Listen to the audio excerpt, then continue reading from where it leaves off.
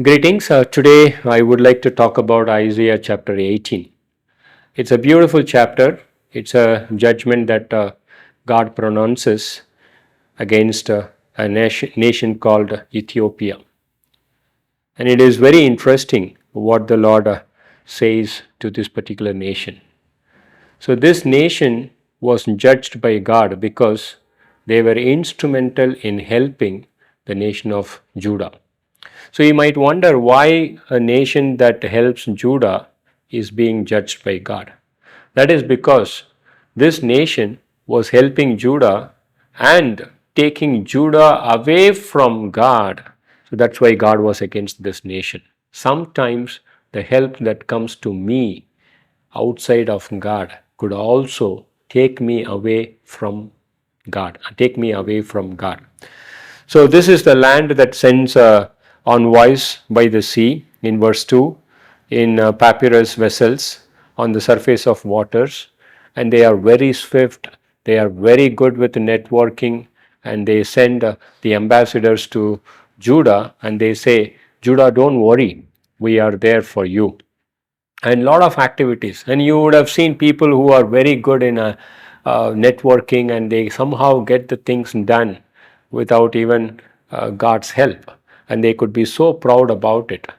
So by looking at this nation's networking capacity and networking ability, what God is saying is, I am watching from heaven.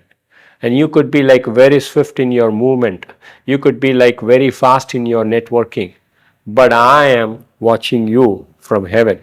In 18 verse 4, thus the Lord has told me, I will look from my dwelling place quietly, like a dazzling heat in the sunshine, like a cloud of a dew in the heat of the harvest.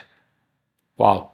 So, a lot of activities that happen in this world without God, and they may be wise activity, they may be powerful activity, but they may be activities that are done in pride. But what God is saying is, I am watching you from heaven.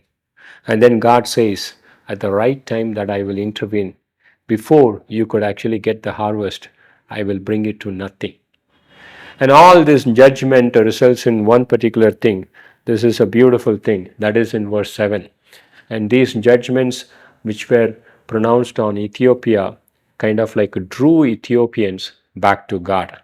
At the time of Christ's reign, and in verse 7, Ethiopia will not be sending ambassadors to some other nation so that they could actually be a help to some other nations. But on the other hand, Ethiopia will be sending offerings to the Lord, to Zion, and they will be honoring God.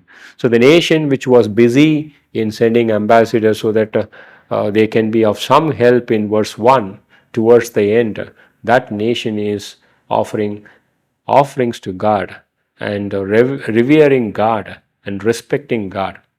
So that's a beautiful chapter. Hope it blesses you in your meditation. Thank you so much.